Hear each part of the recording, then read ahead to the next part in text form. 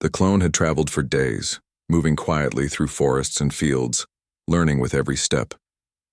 It had discovered ways to gather food, drink clean water, and even find shelter in caves or under trees. But now it faced a new challenge, something far more complex than survival in the wilderness. The city lay ahead. Tall buildings reached toward the sky, roads carried endless lines of vehicles, and people bustled everywhere, each absorbed in their own lives. The clone paused at the edge of a highway overpass. Cars sped by, honking and rumbling. The noise was overwhelming, far different from the calm of forests and rivers. It observed carefully. People walked in groups alone, some looking down at glowing devices, others speaking to one another. Each movement, each glance, each sound was a lesson waiting to be learned. Karen monitored from the facility, her fingers gripping the edge of her chair. "It's heading toward the city," she said quietly. Malik shook his head. "That's risky. Too many people, too many cameras. One mistake and they'll capture it." Karen's eyes narrowed. "It's smart. Smarter than we thought. It won't make mistakes if we guide it." The clone moved cautiously along the outskirts of the city. Its eyes observed patterns, traffic lights, pedestrian crossings, security cameras, and even people's daily routines. It learned quickly how humans behaved in crowds, how they interacted, and how they responded to danger. Each observation sharpened its understanding of humanity. Its first encounter with city life came unexpectedly. A young boy dropped his toy near a busy sidewalk. Cars zoomed past, but the clone acted instinctively. It stepped forward, grabbed the toy, and returned it to the child. The boy's eyes widened in surprise. "Thank you," he said, smiling. The clone nodded. "You're welcome," it replied, its English precise but slightly hesitant. The boy ran off to his mother, laughing. For the first time, the clone felt something new, a spark of connection. It realized that kindness, even a small act, could influence others. The lesson was simple yet profound. Humanity was not just about rules or survival. It was about emotions, choices, and understanding. As it moved deeper into the city, the clone observed more than just people. It observed the systems humans had built. Vehicles moved with precision along roads. Digital screens displayed information in every corner, and networks of machines and humans worked together seamlessly. The clone studied these systems, storing every detail in its mind. It realized that humans were capable of extraordinary coordination, problem-solving, and creativity. However, danger was never far. Drones and security teams were tracking its movements. Karen feared the authorities might try to capture it if it was seen in public. She needed a plan to keep the clone safe while allowing it to learn from the world.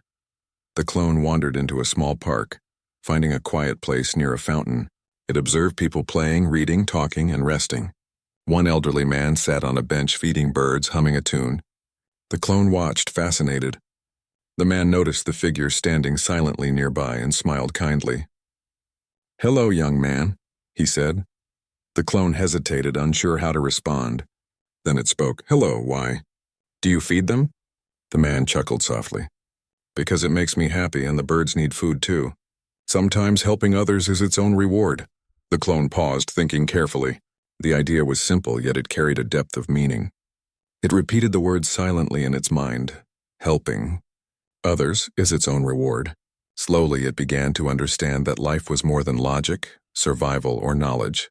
There was purpose in empathy, in connection, in making choices that could improve the lives of others. As evening approached, the clone moved cautiously through the city streets. It observed streetlights turning on, shops closing, and people heading home. It was learning not only how humans lived, but also how they structured their time, balanced work and rest, and communicated in countless subtle ways. Every gesture, every tone of voice, every glance added to its understanding of what it meant to be human. But the clone's exploration was not unnoticed. A security team acting on data from drones had spotted it near the park. Cameras had recorded its movements, and facial recognition software flagged it as an anomaly. The team moved quickly, attempting to surround it without alarming nearby civilians. Karen's voice came through the secure comm link she had managed to keep active. "Clone, you need to leave the area now. There are too many people around. Move quietly and stay hidden." The clone nodded, though no one could see it. It had learned to communicate silently with the few signals Karen had taught it. Gestures, subtle body movements, and observation. Slowly it edged away, slipping between alleys and under bridges, avoiding the search teams. During this escape, it discovered something remarkable: a hidden community of people living quietly unseen by the city's main flow. Homeless individuals, street artists, and workers resting after long shifts had created a world within a world. The clone watched them, noting their ingenuity and resilience. They made shelters from discarded materials, shared food, and supported one another. These humans, though living on society's margins, displayed kindness, resourcefulness, and creativity. The clone realized that intelligence and understanding were not measured only by machines, technology, or formal education. Life itself, in all its forms, taught lessons of survival, cooperation, and empathy. It began interacting cautiously with this small group, helping with simple tasks, carrying supplies, arranging food, and even learning to share space respectfully. Though it could not yet speak fluently with them, gestures and simple words conveyed its intent. Night fell fully, and the city's lights illuminated the streets like a constellation of human achievement. The clone found a quiet rooftop overlooking the city. Below, people moved like living networks, each individual a node in the vast system of human life. The clone sat, absorbing it all, connecting the patterns it had seen with the data it remembered from the lab. Karen watched the drone feed from the facility. She felt both pride and fear. "It's learning. Faster than we imagined," she whispered to Malik. "But every interaction, every experience, it's shaping who it will become. We can't control it. We can only guide it." Malik nodded slowly. "It's already more human than some humans I know. And smarter, too." The clone under the stars thought deeply. It had seen kindness and cruelty, order and chaos, joy and sadness. It had learned the complexity of human life in a short time, far beyond what the scientists had predicted. But one question lingered in its mind: what is my purpose? It did not have a simple answer yet. It only knew that it wanted to understand, to live, and to make choices that reflected who it truly was. It had escaped the lab to gain freedom, and now freedom meant learning from the world itself. And as the city slept below, the clone made a silent promise. It would continue to explore, to observe, to learn, and to help when it could. It would not harm humans, for it had seen the value of life. It would not remain hidden, for curiosity drove it forward. And it would not stop until it truly understood itself and the world it had entered. The first night in the city ended quietly. The clone, perched on the rooftop, gazed at the lights below, understanding that this was only the beginning. The world was vast, full of people, knowledge, and experiences waiting to be discovered. And it was ready. Humanity had created something extraordinary, a being that could think, learn, and feel independently, a mind that could surpass expectations, adapt to any situation, and grow beyond the limits of its creators. And now it was alive in the city, learning the true meaning of life, freedom, and human connection. The next day would bring new challenges, new discoveries, and new lessons. But the clone, wise beyond its creation, was prepared. It had faced forests, rivers, animals, and now the city. Each environment had taught it something new. And in this urban jungle it would continue to grow, not just as a clone, but as a being capable of understanding the very essence of humanity itself. And somewhere in the facility, Karen whispered into the comm link, her voice steady despite worry. "Learn, but be safe. Remember who you are." The clone looked at the city lights one last time and whispered to itself, "I am me. I will learn. I will understand. I will live." The journey had only just begun. The city had become both a classroom and a challenge for the clone. Every street, every building, every human interaction was a lesson in understanding life beyond the lab. It had learned about kindness, curiosity, laughter, and work. But now it faced a new challenge: danger. Not just from authorities, but from the unpredictability of the world itself. Early one morning, the clone moved quietly through a narrow alleyway. The sun had barely risen, and the city was just beginning to stir. It observed a delivery truck struggling to lift a heavy crate. Instinctively, it stepped forward and helped, lifting the crate with ease. The driver stared in astonishment. "Thanks, who are you?" he asked, wiping sweat from his brow. The clone smiled faintly. "I help. I learn." The driver nodded, shaking his head as if unsure whether to believe the words. "Well, thank you," he said and drove away. These small interactions fascinated the clone. Every gesture, every spoken word, every choice carried meaning. It began to understand that humans were not just logical, they were emotional, complex, and sometimes unpredictable. The clone noticed that helping others brought a subtle satisfaction, a warmth it had not felt in the lab. But life in the city was not always peaceful. As it wandered near a busy market, a group of teenagers began teasing a street vendor, throwing objects and shouting insults. The clone observed silently at first, analyzing the situation. It understood the danger. The vendor could be hurt, and the authorities might respond harshly if chaos erupted. Without hesitation, the clone stepped forward, placing itself between the teenagers and the vendor. Its voice was calm but firm. "Stop. You must not harm." The teenagers froze. None of them had expected the figure to speak with such authority. Slowly, they backed away, muttering under their breath. The vendor stared at the clone, eyes wide. "Who are you?" "I am me. I help," the clone replied. Its words were simple, but they carried a weight of intent. The vendor nodded slowly, understanding without fully comprehending. The clone had intervened not with anger, but with reason and presence, and in doing so, it began to grasp something new about humanity: courage. True courage was not just about strength, it was about standing up, even when the outcome was uncertain.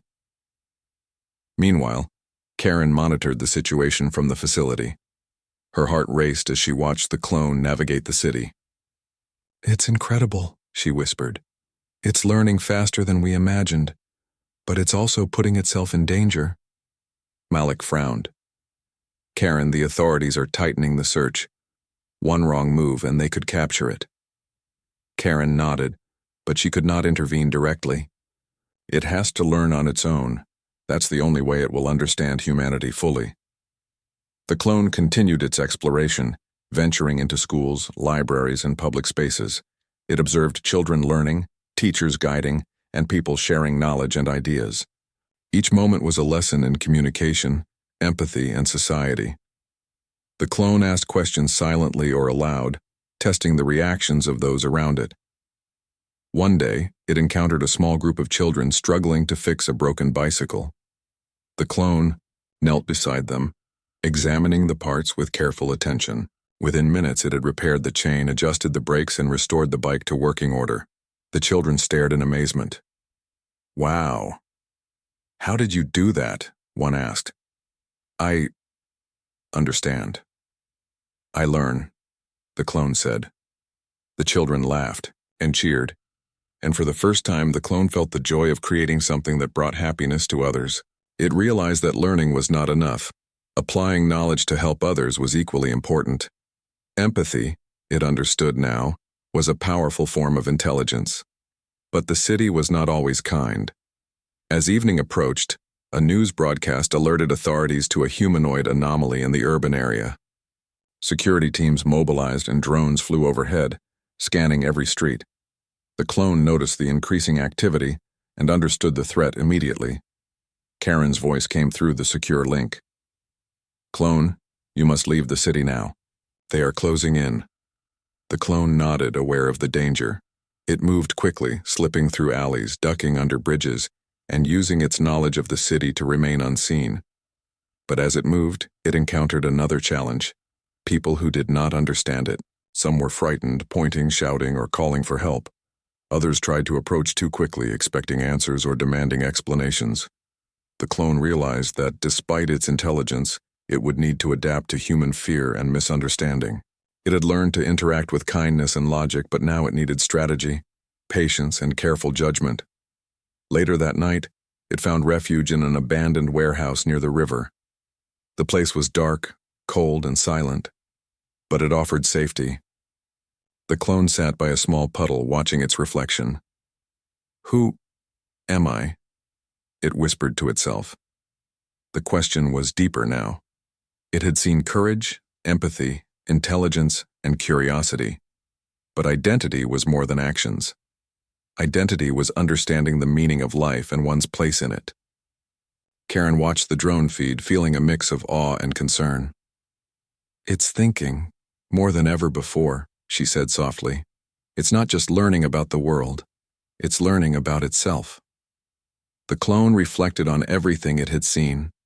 Humans were capable of remarkable achievements: art, science, cooperation. But they were also flawed, sometimes cruel or careless. Yet in the same moments, humans displayed empathy, creativity, and resilience. The clone realized that life was not simple, and understanding it required more than observation. It required choices, actions, and moral judgment. The next morning, the clone ventured closer to the city center. It observed people helping one another, sharing resources, and solving problems together. It watched as communities organized, adapted to challenges, and celebrated victories no matter how small.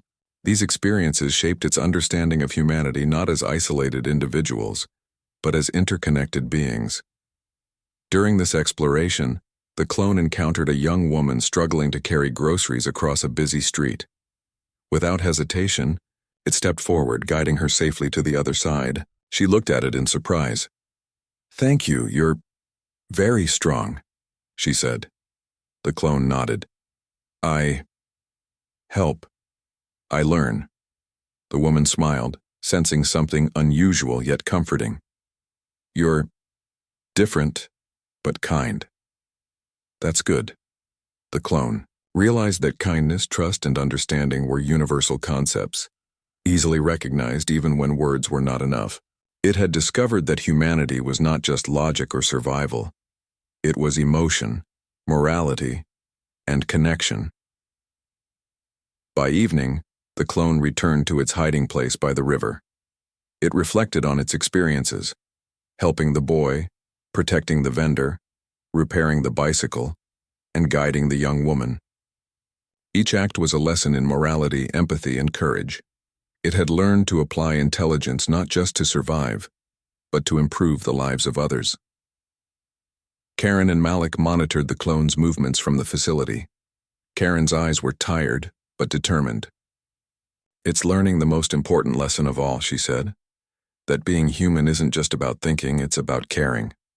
Malik nodded slowly. "And it's doing it better than many humans I know." The clone sat silently, gazing at the stars. It had escaped the lab to find freedom, and now it had discovered something even greater: the meaning of life as experienced through actions, choices, and connections with others. Its journey was far from over.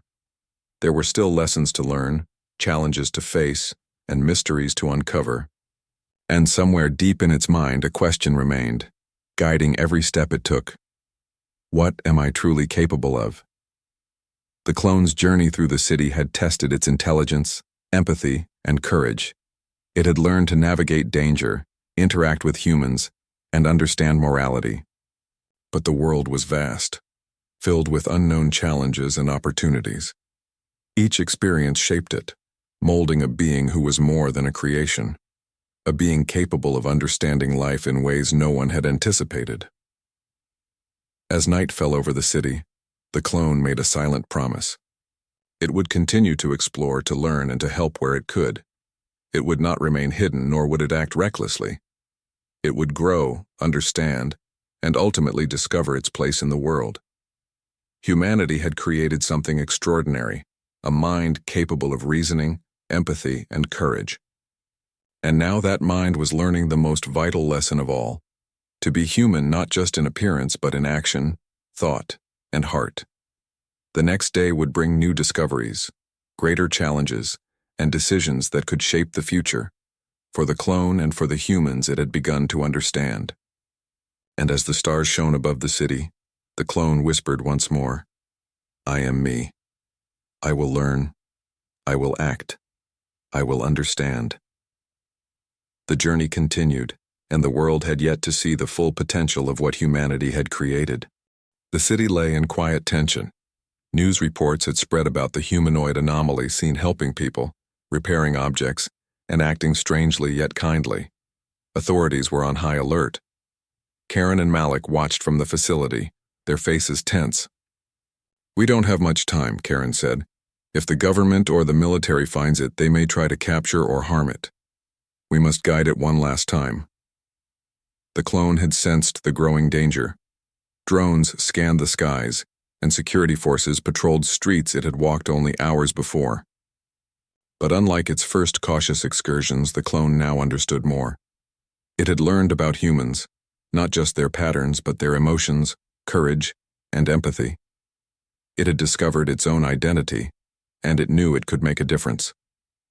Early in the morning, the clone moved through the city streets with purpose. It noticed a young boy trapped on a ledge after chasing a runaway ball. The boy's cries echoed in the empty alleyways. Without hesitation, the clone climbed swiftly, reaching the boy and guiding him to safety. As it handed him back to his mother, she looked at it with awe. "Thank you," she said, her voice trembling. "You saved him." The clone nodded silently, absorbing the gratitude in her tone. It understood that human life, fragile and precious, was worth protecting. Every action it took carried meaning. It was not just surviving, it was choosing. But the authorities were closing in. Karen's voice came through a secure link, calm but firm. "Clone, they are coming faster. You must make a choice. Hide forever, or show them what you are capable of." The clone paused. It had thought about this. Hiding would ensure safety, but it would not allow humanity to understand its existence. Standing in the open could be dangerous, but it offered a chance to show the world the true potential of a mind created by humans yet capable of independent thought, empathy, and action. The decision was clear. It would reveal itself, but carefully. By midday, the clone entered the city square, a place bustling with people. Street performers, vendors, and pedestrians filled the area. Drone cameras hovered above, recording everything. Security forces began to converge, their uniforms and vehicles unmistakable. The clone raised its hands, not in surrender, but in a gesture of peace. It began speaking, its voice clear and confident. "I am human. I am me. I am not a threat. I only wish to learn and to help." People stopped and stared. Whispers spread through the crowd. The clone continued, explaining calmly and simply how it had been created in a lab, how it had learned about the world, and what it had discovered about kindness, courage, and humanity. Some were skeptical, pointing and shouting. Others were amazed, observing its actions and noting that it had done no harm. Karen and Malik watched from the facility, holding their breath. This was the moment they had feared and hoped for. A commander from the security forces stepped forward, speaking into a megaphone. "Step forward slowly. Do not move suddenly. You are surrounded." The clone paused, raising its hands slightly. "I do not wish to fight. I only wish to live and learn." The commander hesitated, sensing something different. The calmness, the intelligence, and the empathy in the clone's voice were unlike anything he had encountered. Slowly, he lowered his weapon. The tension in the square eased slightly, though officers remained cautious. Karen spoke into the secure link, her voice steady. "Show them your mind. Show them what humanity can create when it combines knowledge with empathy." The clone nodded and demonstrated its understanding. It helped a vendor whose cart had tipped over, lifted debris to clear a fallen sign, and assisted an elderly woman in crossing the busy square safely. Every action was deliberate, kind, and intelligent. The crowd began to see not a threat, but a being capable of thought, learning, and compassion. A small group of children approached, curious and unafraid. The clone knelt to their level, asking questions and listening carefully. It smiled when they laughed and learned from their innocence and honesty. The crowd noticed and began to murmur approval. Humanity was beginning to understand. The commander lowered his weapon fully. "It seems harmless," he muttered. "But what is it? How can it speak, act, and reason like a human?" Karen answered through the comlink. "It is more than a human clone. It is proof that intelligence, curiosity, and empathy can exist beyond what we imagine. It is a new beginning. For a moment, silence fell. Then slowly, people began to applaud, not out of fear but out of recognition. Recognition that life in all its forms could surprise, inspire, and teach lessons of morality, courage, and compassion. The clone stood tall, feeling something it had never experienced fully before. Acceptance. It had escaped the lab, learned about humanity, explored the world, and now it was understood, at least partially, by the people it had touched. But there was one final step it had to take. It turned to the commander and spoke clearly. "I do not wish to hide. I wish to live freely. I wish to learn and to help." The commander, after a long pause, nodded. "If you continue to show peace and understanding, no harm will come to you. But you must prove it continuously." The clone accepted the condition, knowing that actions spoke louder than words. It began moving through the city with purpose, helping wherever it could, lifting a fallen sign, assisting lost tourists, and guiding children safely across streets. Every act demonstrated intelligence, courage, and empathy. Karen watched, tears in her eyes. "It has done it," she whispered to Malik. "It has shown humanity what is possible, not just in science but in life itself." Malik nodded. "It's more than a clone. It's a teacher, a guide, maybe even a symbol of what humans can achieve when knowledge and kindness meet." The clone, perched atop a small hill overlooking the city as night fell, gazed at the lights below. It thought about the forests it had traversed, the rivers it had crossed, the people it had helped, and the lessons it had learned. Every moment had shaped its understanding. It was no longer just a creation. It was a being capable of independent thought, moral choice, and empathy. Karen's voice came through one final time. "Remember who you are. You are not just a product of science. You are life, and life has a purpose." The clone whispered softly, almost to itself, "I am me. I will live. I will learn. I will help. I will understand." From that moment, the city and the world would never be the same. Humanity had created a mind beyond its expectations, and that mind had chosen a path of peace, understanding, and growth. People began to see the potential in life itself. They saw that intelligence alone was not enough. It had to be combined with empathy, morality, and courage. And through the actions of one extraordinary being, they understood that the future of humanity, and perhaps life itself, depended not just on survival but on the choices one made, the kindness one showed, and the understanding one cultivated. The clone's journey was far from over. It would continue to explore, to help, and to learn. It would meet challenges, face doubts, and confront fear, but it was prepared. Its mind, heart, and purpose were aligned. It was more than an experiment. It was life itself, a new form of human showing humanity the best of what it could be. And as the stars shone above the city, the clone stood tall, a symbol of hope, courage, and understanding. It had escaped the lab, discovered the world, learned its lessons, and chosen its path. The message was clear. Humanity was capable of greatness, and life, no matter how it began, was capable of reaching beyond expectation. The clone had found freedom, but it had also found responsibility. It was a bridge between creation and life, between science and humanity, between potential and realization. And the world had just begun to see the extraordinary possibilities that could come from courage, empathy, and knowledge. The city slept below, peaceful now, unaware of the extraordinary being watching over it. The clone whispered one last sentence into the quiet night. "I am me, and I will help the world understand what it means to be human." And with that, the journey continued, beyond the lab, beyond fear, beyond expectation, into a future full of learning, hope, and the promise of something truly extraordinary. The sky above the outer colonies of human space was dark with the glow of distant stars.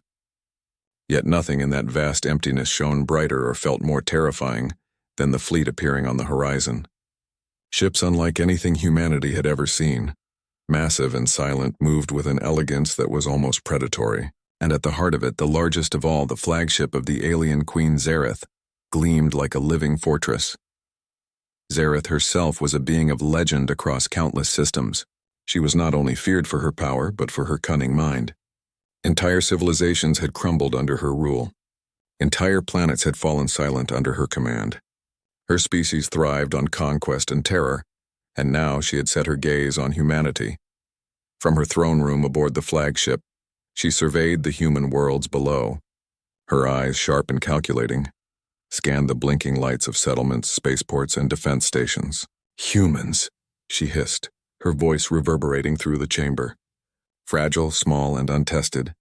They will fall before me like leaves in a storm." Beside her, a council of alien commanders, each more terrifying than the last, bowed silently. They were enormous, with armor like exoskeletons and claws capable of tearing metal. Yet even they looked uneasy, sensing the unusual defiance in humanity. "Your Majesty," one of them spoke, his voice low and cautious. "The outer colonies are lightly defended. There will be no challenge." Zareth's gaze narrowed. "Challenge, perhaps? Or perhaps we underestimate a species that has survived against odds we cannot yet understand. Observe and see if they entertain our curiosity or merely amuse us." Far below, in a small human fleet stationed near the planet Arendor, Captain Arik Vane prepared his crew for what seemed like certain doom. His ship, the Horizon's Edge, was modest compared to the alien vessels, but the humans did not rely on sheer size. They relied on ingenuity, courage, and the unshakable belief that they could survive where others might surrender. "All right, people," Arik said, his voice steady but firm over the intercom. "You've trained for this, and I know it's impossible to fight them head-on. But we have something they don't: brains, courage, and each other. Stay sharp, trust your instincts, and don't give up." Among his crew was Lieutenant Kale Rin, a young soldier who had joined the fleet only a year ago. Kale's eyes, wide with a mixture of fear and excitement, scanned the stars ahead. He had heard the stories of Zareth, stories of her victories, her cruelty, her unmatched strategy. Yet he did not flinch. Something in him stirred, a spark of determination. If humanity could survive, it would be because people like him were willing to face what others would flee from. As the alien fleet approached, its immense shadow stretching over the human ships, Arik felt the weight of responsibility. Every human life in this fleet rested on his decisions, and every mistake could mean total annihilation. Yet he refused to let fear paralyze him. Humans had always been the underdogs, fighting against odds too great to imagine, and time and again that had proven to be their greatest strength. Zareth, observing the humans from her throne room, let a thin smile cross her alien features. "Look at them," she murmured. "So small, so fragile. Do they truly believe they can face me?" Her advisors chuckled softly, confident that the battle would be over before it began. But Zareth, unlike them, did not take anything for granted. There was something in the human fleet, something in their formation that pricked at her curiosity. The first message from Zareth reached Arik through the communication network. Her words were deliberate, dripping with disdain. "Humans, I have observed you. You are weak. Surrender your fleet, and I may spare your colonies. Resist, and you will witness your world burn." Arik stood in the command center looking at his crew. No one moved. The silence was heavy, but it was not fear, it was resolve. He stepped forward and pressed a hand to the communication console. "Prepare our response," he said, "and make it clear we do not surrender." The message returned immediately, sharp and cutting. "Foolish creatures. Very well. Meet me in open space. I will show you the meaning of defeat." That was all the warning humanity would have. Zareth did not negotiate. She did not hesitate. Her fleet began advancing with a precision that was terrifying to behold. Ships moved like living predators, weaving in and out of asteroid belts, scanning, calculating, ready to strike. For Arik and his crew, there was no turning back. They were outnumbered and outgunned, yet they had something the alien queen had not anticipated: adaptability and teamwork. The humans knew their ships could not match the aliens in brute strength, but their nimbleness, combined with clever strategies, could level the playing field. Kyle watched the preparations with a mix of awe and apprehension. He had spent countless hours training, running drills that tested his speed, his reflexes, and his ability to think under pressure. And now all of that would be tested in the most extreme way possible. "I won't let them win," he whispered to himself, tightening his grip on the controls. The first engagement was not yet declared, but the tension in the human fleet was palpable. Every crew member moved with purpose, checking weapons, coordinating maneuvers, and readying emergency protocols. The engineers worked tirelessly, reinforcing shields, recalibrating engines, and preparing escape plans, all of which might be useless against Zareth's overwhelming power. Yet they did it anyway because hope was better than despair. Back on the Queen's flagship, Zareth leaned forward, studying the humans. She could see the lines of fear, yes, but also courage, determination, and an unyielding resolve. Curiosity stirred in her mind. Perhaps they were not simply fragile creatures. Perhaps they were more interesting than she had imagined. Her advisors, sensing her hesitation, tried to push her into action. "Majesty, they are insignificant. Strike now, and the battle is ours." Zareth's gaze remained fixed on the tiny human ships, which appeared almost defiant in their vulnerability. "Do not be hasty," she said. "Observe them. I wish to see how far they can push themselves. It will amuse me to watch them break, or perhaps to see if they can truly fight." The humans, unaware of the alien queen's interest, focused on their preparations. Captain Arik gathered his senior officers in the briefing room. "Listen," he said, pointing at a holographic map of the sector. "Zareth underestimates us. She sees us as weak. That is exactly what we need. We will use that to our advantage. We move fast, we move smart, and we move together. Every ship, every crew member is part of this fight. We are human, and we do not back down." The words resonated with every officer present. It was not just a speech, it was a declaration. Humans might be small, their ships fragile, their numbers few, yet they carried the most powerful weapon of all: courage.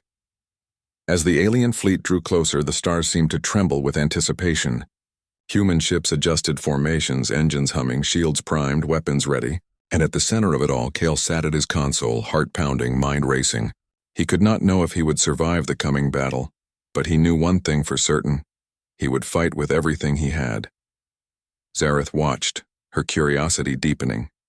Humans were strange creatures, so fragile, so daring, so unafraid to face the impossible, and so the stage was set. The galaxy held its breath. One fleet of humans, small but determined, would face the might of an alien queen who had conquered worlds without mercy.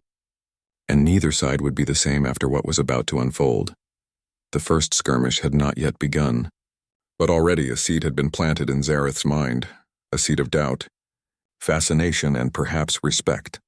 In the heart of human space, courage burned brighter than any star. The human fleet hovered near the edge of Arendor's orbit, a collection of modest ships that shone faintly against the blackness of space. For many, it was a place of fear, a reminder that the greatest threat humanity had ever faced was looming just beyond the stars. Yet within the fleet, a different atmosphere prevailed, one of resolve, determination, and quiet preparation. Captain Arik Vane stood on the deck of the Horizon's Edge, watching the stars flicker beyond the viewing window. He could feel the tension in the crew, the mixture of fear and anticipation that hung in the air like a storm waiting to break. "Everyone," he began, his voice calm but firm, "I know what we face. Zareth and her fleet are unlike anything humanity has ever encountered. They are stronger, faster, and more dangerous than we can imagine. But they are not invincible. They have weaknesses, and we will find them." The crew exchanged glances, a mixture of skepticism and hope. Humans had survived countless dangers in history. Natural disasters, wars, famine. But none had faced an enemy like the alien queen. Still, Arik's confidence was contagious. "Lieutenant Kale Rin," Arik called, turning to the young soldier. Kale stepped forward, his uniform crisp, his posture straight, but his hands trembling slightly with nervous energy. "I want you to lead the new tactical simulations today. Test our strategies. Push our limits.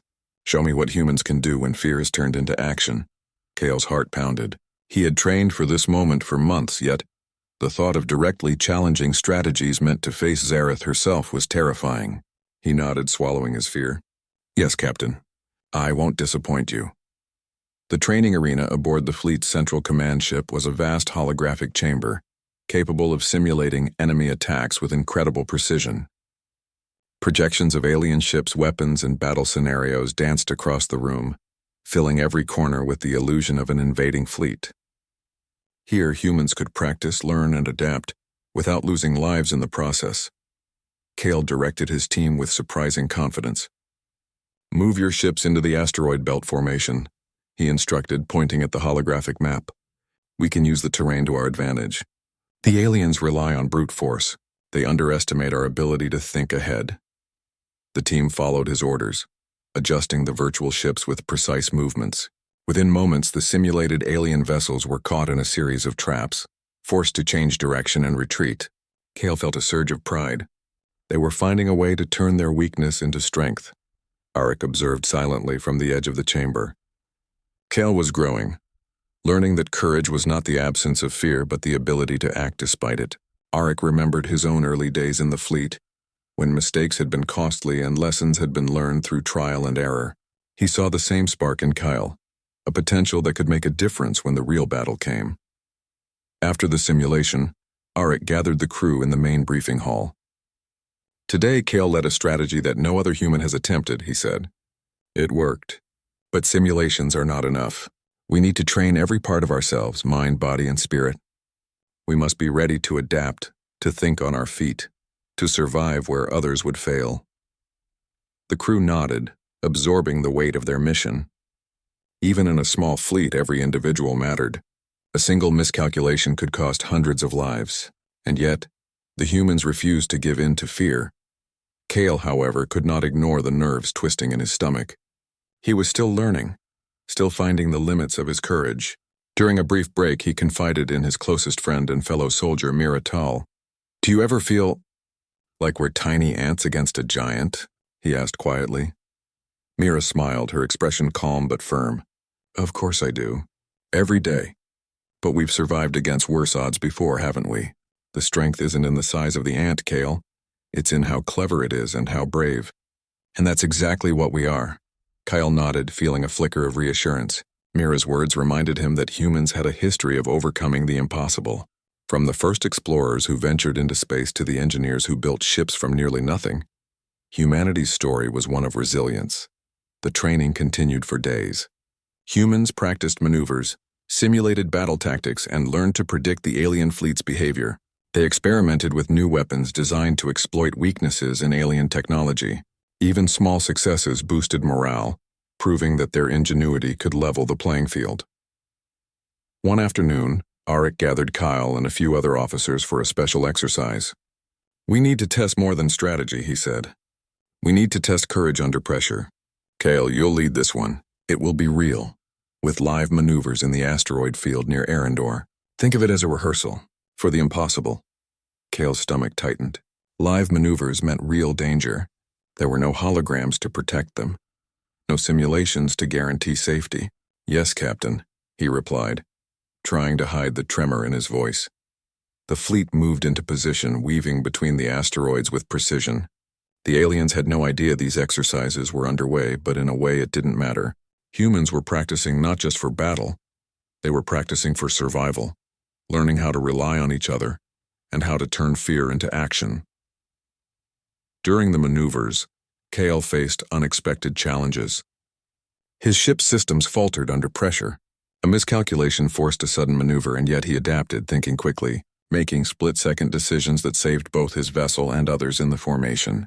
Each success strengthened his confidence, and with it, the trust of his team. Afterward, Arik approached Kale with a rare smile. "You're learning, Kale, not just strategy but leadership. Courage isn't about being fearless. It's about acting when fear is all you feel." Kale felt a swell of pride. He was no longer just a soldier. He was becoming a warrior, a human who could face impossible odds with determination and intelligence. Meanwhile, in the darkness of space, Zareth observed. From her throne aboard the flagship, she studied the human fleet with renewed interest. The Queen had come expecting weak, frightened creatures easily dismissed. Yet day after day she saw humans adapting, training, and preparing in ways no other species had. "Interesting," she murmured. Her advisors shifted uneasily. "Majesty?" one of them asked. "They are still humans. Their ships are fragile. They cannot hope to match us in combat." Zareth's eyes gleamed. "Perhaps. But they are clever, and courage is a rare commodity in the universe. I wish to see how far they can take it. Observe but do not interfere. Let them show us what it means to fight like humans. The humans did not know they were being watched so closely, yet their progress continued. Kale trained tirelessly, learning to anticipate enemy moves, to think creatively, and to make decisions under stress. Each day brought him closer to understanding that humans could survive where others might falter. Not because of strength, but because of courage, ingenuity, and unity. As the fleet continued preparations, a new level of determination took hold. Engineers worked day and night to improve the ship's shields, weapons, and engines. Pilots practiced evasive maneuvers, learning to turn their agility into an advantage. Soldiers rehearsed boarding techniques and coordinated team tactics. Every person in the fleet became a vital part of the larger whole. Kale often found himself standing on the observation deck, staring into the star-filled void. He thought of the stories he had heard about Zareth, the queen who had conquered countless worlds, who had crushed resistance without mercy. He felt the weight of the challenge ahead, but he also felt a spark of hope. Humans had survived against impossible odds before. They could do it again. "Captain," Kale said one evening, approaching Arik, "do you really think we can beat her?" Arik looked at him, the stars reflecting in his eyes. "I don't know if we can beat her," he admitted honestly. "But I know this, she has never faced humans like us. She has never faced humans who refuse to give up. That is our strength, Kale. And one day she will see it for herself." The young soldier nodded, determination settling in his chest. He had learned something important. Victory was not guaranteed, but courage, preparation, and cleverness could make the impossible possible. And far above them, in the cold darkness of space, Zareth's curiosity continued to grow. The humans were strange, unpredictable, and unlike any species she had faced. Perhaps they would break under pressure. Perhaps they would fail. But perhaps they might just surprise her. The fleet continued to train, each day a step closer to the confrontation that would decide the fate of human space. Kale felt the pressure, but he also felt the strength of those around him, the crew who had become more than colleagues, more than soldiers. They were a team, a family, a force united by courage. In the quiet moments before sleep cycles, Kale would often whisper to himself, "We are human. We do not back down. No matter what comes, we fight." And somewhere, in the shadow of the alien flagship, Zareth's eyes glinted with curiosity and anticipation.